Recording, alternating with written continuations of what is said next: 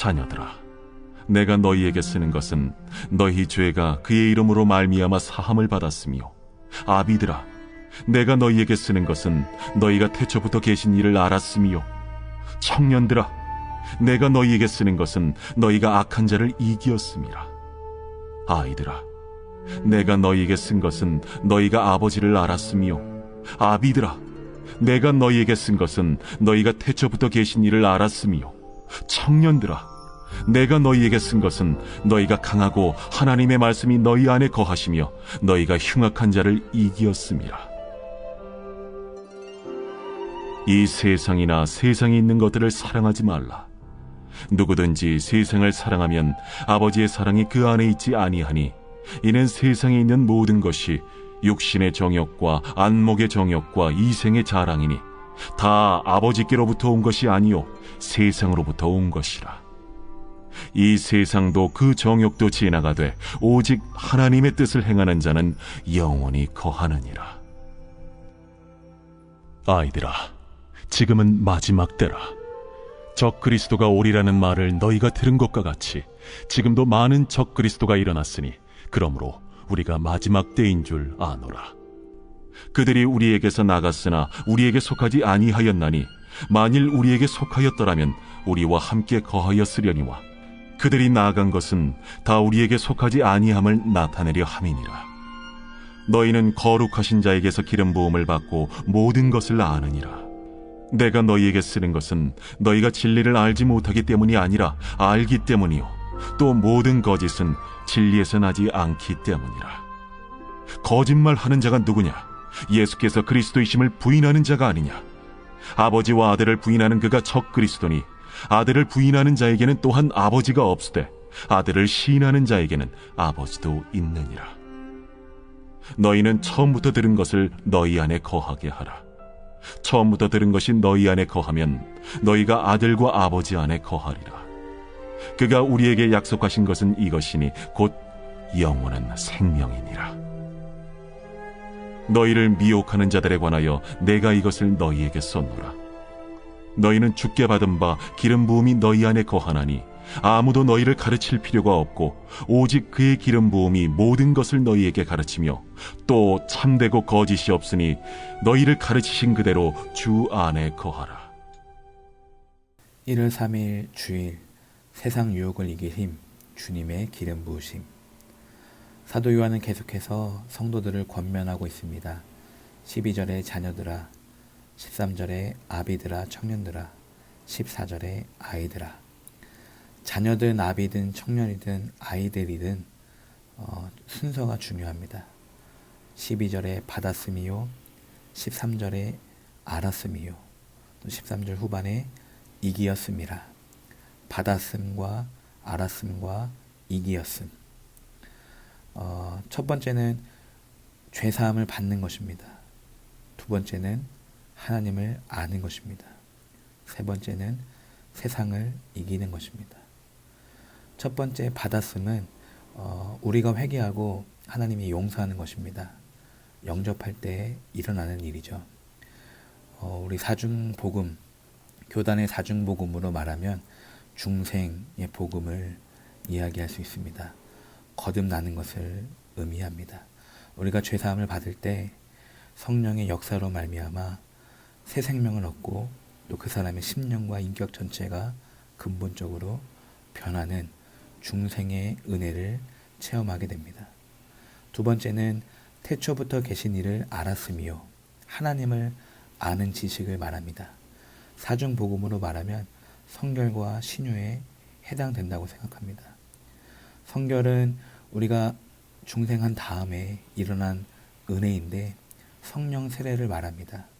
오순절 마가의 다락방처럼 성결의 은혜를 체험하는 것입니다. 우리가 하나님을 알아갈 때 성결의 은혜를 체험하고요. 또 신유의 복음도 이때 경험한다고 생각합니다. 신자가 하나님의 보호로 항상 건강하게 지내는 것을 의미합니다. 그러니까 하나님을 알아갈 때 우리의 몸과 마음이 계속해서 깨끗해지고 회복되어지는 것을 알 수 있습니다. 마지막 세 번째는 이기었음이라. 이것은 사중복음의 마지막 재림의 복음이라고 생각이 듭니다. 예수님께서 다시 오실 때 이 세상을 통치하시고 또 하나님의 나라를 세우실 때 악한 자는 그 행위대로 징계하시고 믿는 자는 하나님의 은혜로 세워주실 것입니다. 그러니까 받았음과 알았음과 이기었음, 이 순서를 잘 기억하시기를 바랍니다. 여기서 이기었음을 좀 더 자세히 보면 14절에 하나님의 말씀이 너희 안에 거하시며 너희가 흉악한 자를 이기었음이라. 하나님의 말씀이 우리 안에 거할 때 우리가 악한 자를 이기고 태초부터 계신 이를 알고 그의 이름으로 죄사함을 받을 수가 있습니다. 말씀이 우리 안에 거할 때 우리가 세상을 이기고 예수님을 알고 예수님의 이름으로 죄사함을 받습니다. 오늘도 말씀이 여러분 안에 거하시기를 주님의 이름으로 축복합니다. 여기서 말씀은 예수님을 가리킵니다. 그런데 예수님께서 오늘 사도 요한을 통해서 다시 한번 말씀하시는 것이 바로 15절입니다. 세상을 사랑하지 말라. 어제는 형제를 사랑하라고 말씀하셨고 오늘은 세상을 사랑하지 말라라고 말씀하십니다. 왜냐하면 세상을 사랑하는 마음이 아버지를 사랑하는 마음을 밀어내기 때문입니다. 왜 그렇습니까? 이 세상의 모든 것이 16절에 세상의 모든 것이 육신의 정욕과 안목의 정욕과 이생의 자랑이기 때문에 그것들은 아버지께로부터 온 것도 아니고 또 아버지를 사랑하는 마음을 밀어낸다고 말씀합니다. 15절에 세상을 사랑하면 아버지의 사랑이 그 안에 있지 아니하니 사랑을 밀어낸다고 말씀하십니다. 육신의 정욕은 육체의 욕망을 가리킵니다. 내 마음대로 하고 싶은 것, 모든 것을 내 뜻대로 하려는 마음입니다. 또 안목의 정욕은 눈의 욕망을 가리킵니다. 눈으로 보기에 보암직하고 먹음직스러운 것들, 내가 먹고 싶고 갖고 싶은 그런 욕심들을 말합니다. 또 이생의 자랑은 이 세상 살림에 대한 자랑, 잘난 체를 가리킵니다. 이런 것들이, 다시 말해서 이런 것들이 하나님을 사랑하는 마음을 밀어낸다라고 이야기하고 있습니다. 그리고 17절에 이 세상도 그 정욕도 지나가되 오직 하나님의 뜻을 행하는 자는 영원히 거하느니라. 세 번역이 참 좋습니다.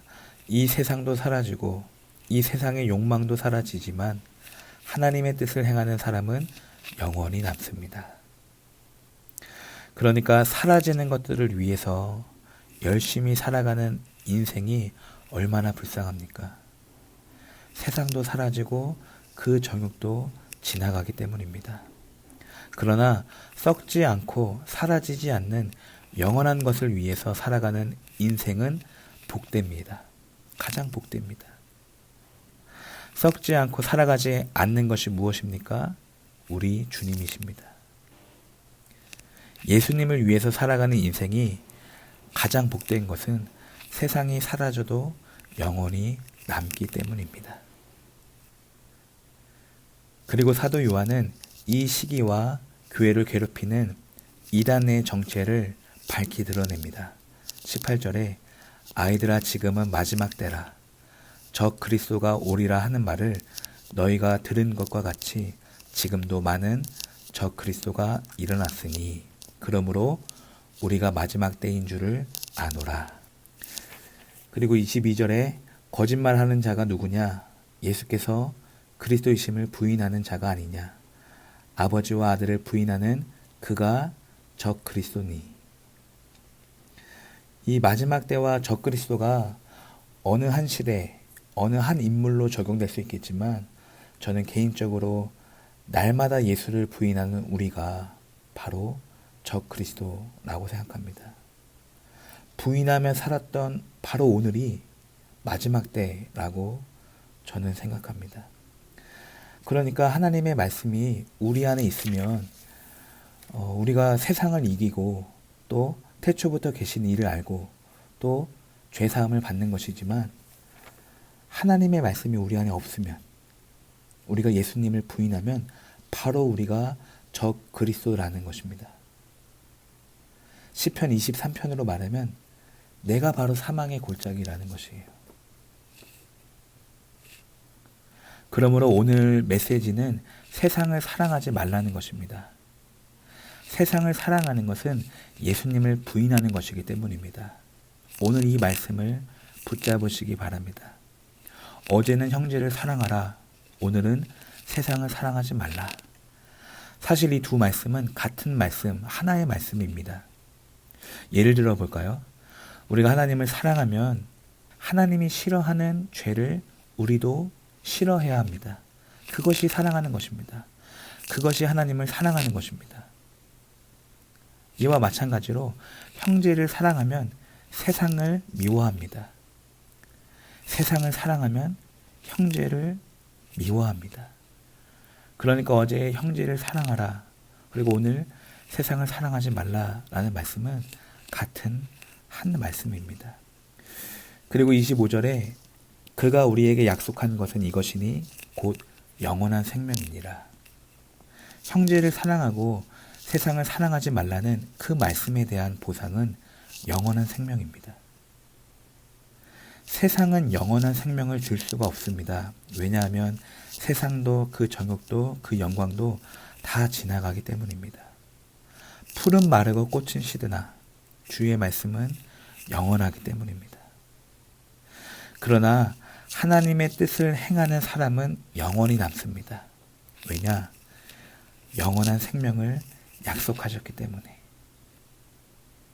형제를 사랑하고 세상을 사랑하지 말라는 그 말씀에 대한 보상이 영원한 생명이기 때문에 그 말씀, 그 하나님의 뜻을 행하는 사람은 영원히 남기 때문입니다. 그러므로 우리는 이 세상에 미련 없이, 욕심 없이 살아갈 수가 있습니다.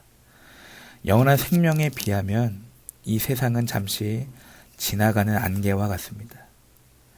그날 주님 품에 안겨서 왜 우리가 그토록 이 짧은 인생 즐겁게 살다 오지 못했을까? 왜 근심 걱정만 그리고 일만 하다 왔을까? 왜 하나님을 더 열심히 섬기지 못했을까? 후회할 것입니다. 그래서 오늘 우리에게 기름 부으심이 필요합니다. 눈에 보이는 건 여전히 세상이니까 눈에 보이지 않는 영원한 생명을 실제로 믿기 위해서라도 오늘 우리에게 기름 부으심이 반드시 필요합니다. 27절에 보니까 오직 그의 기름 부음이 모든 것을 너희에게 가르치며 너희를 가르치신 그대로 주 안에 거하라. 그렇습니다. 오늘도 주님이 가르치시는 하루가 되시기를 간절히 축복합니다. 주님 안에 거하는 하루가 되시기를 주님의 이름으로 축복합니다. 오늘 본문 해설에서 제가 밑줄 친 문장을 읽어드리겠습니다. 그리스도인에게 가해질 박해를 이기는 비결은 주님 안에 거하면서 주님과 연대하는 것입니다. 이것은 기름 부음을 통해 역사하시는 성령님께 순종함으로 가능합니다. 성령님께 순종하는 사람은 주님 안에 거하기에 세상을 넉넉히 이길 수 있습니다. 기도하겠습니다. 하나님 아버지 감사합니다. 오늘도 주님 때문에 죄사함을 받고 주님 때문에 하나님을 알고 주님 때문에 세상을 이기기 원합니다. 세상에서 살고 있지만 세상을 사랑하지 않고 하나님의 뜻을 행하여서 영원히 남기를, 영원한 생명을 얻기를 간절히 이 시간 소원합니다. 날마다 주님을 부인하는 적그리스도가 아니라 날마다 주님을 인정하고 높이는 그리스도인으로 살아갈 수 있도록 오늘 하루도 동행하여 주옵소서. 예수님 이름으로 기도드립니다. 아멘.